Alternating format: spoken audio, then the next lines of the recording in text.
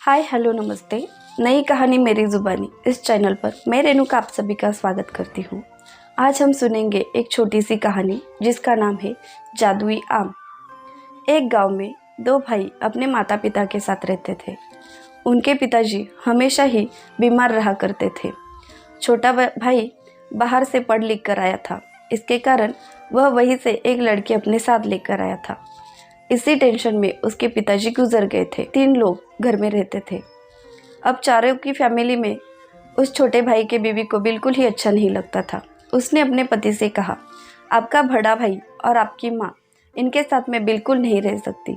इतना सारा काम मैंने कभी नहीं किया और अब मुझे करने की नौबत आ रही है। मुझे बिल्कुल भी अच्छा नहीं लगता यह सब करना। ऐसा लगता है मानो मैं नौकर हूँ और सब मालिक। हम इस घर से अलग होकर रहेंगे। तुम्हारे पास काफ़ी सारी ज़मीन है, तुम एक काम कर लो, जो भी उपजाऊ ज़मीन है हमारे लिए ले लो और जो भी आमों की खेती है वह तुम्हारे बड़े भाई को दे दो।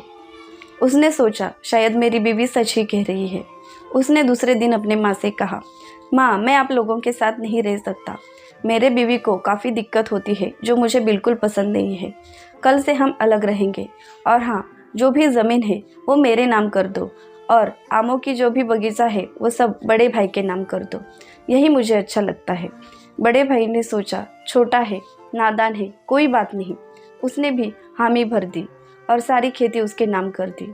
उन दोनों ने उनमें से आधी ज़मीन बेच दी और अपने लिए बड़ा सा मकान खरीदा।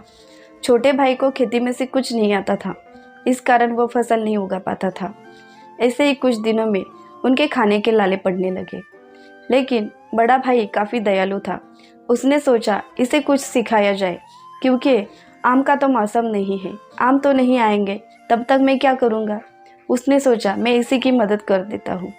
माँ के कितने भी मना करने के बावजूद वह अपने छोटे भाई की मदद के लिए गया और उससे कहने लगा, चलो हम दोनों साथ में फसल उगाएंगे और तुम्हें मैं मदद करूँगा। उसके बीवी ने सोचा मुफ्त में ही काम हो जाएगा, जाइए। दोनों भाई अपने खेत में गए। बड़े भाई ने उसे सिखाया, ऐसे काम करते हैं, वैसे काम करते हैं, ऐसे बीज बोया जाता है, बीज को कैसे अच्छी तरीके से डाला जाता है, उसमें खाद कैसे डाली जाती है। छोटा भाई था कि उसका ध्यान ही नहीं था, वह अपने बड़े भाई से ही काम करवा था। लेकिन बड़े भाई को इसके बारे में कोई बुरा नहीं लगता था। वह सोचता छोटा भाई है, सीख जाएगा, बड़े लाड प्यार से इसे पाला है, तो इसके लाड प्यार के कारण इसे कुछ नहीं आता, धीमे धीमे सीख जाएगा। ऐसे ही कुछ दिनों बाद वह अपने आमों की तरफ गया। उसने देखा वहाँ पर काफ़ी सारा कूड़ा इकट्ठा हुआ है। वो घर से कुछ सामान लेकर आया और सारे बगीचे की सफाई कर दी। सफाई करने के बाद उसने देखा कि एक पेड़ के नीचे एक चिड़िया गिर पड़ी है जो काफ़ी घायल है। उसने उसे उठाया और अच्छे से साफ किया, घर ले गया, रुई से उसके पंख साफ किए और उस पर हल्दी लगाई। 2-3 दिनों बाद वह चिड़िया अच्छी खासी होगी। उसके बाद वह उसे आम के बगीचे में ले गया और वहीं छोड़ दिया। वह चिड़िया कोई मामूली चिड़िया नहीं थी, वह एक परी थी जिसे श्राप मिला था, उसके कारण वह चिड़िया बनी थी। वह चिड़िया उस आम के बगीचे में गई और कुछ मंत्र बोला। उसके मंत्र कहते ही सारे बगीचे में आम लग गए और आम इतने अच्छे थे कि आने जाने वाला उनकी तरफ देखता ही रहता था। उसने सोचा कल तक यहाँ एक भी आम नहीं था, आज कहाँ से आ गए, शायद भगवान की मर्जी होगी। उसने सारे आम निकाले और बाजार में जाकर बेचने लगा। उसके आम इतने अच्छे थे कि एक भी आम नहीं बचा। दोपहर तक सारे आम खत्म हो गए।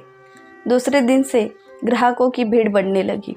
उसने सोचा यह कैसा बगीचा है जिसमें एक भी आम नहीं होता था, अब खत्म होने का नाम ही नहीं लेते।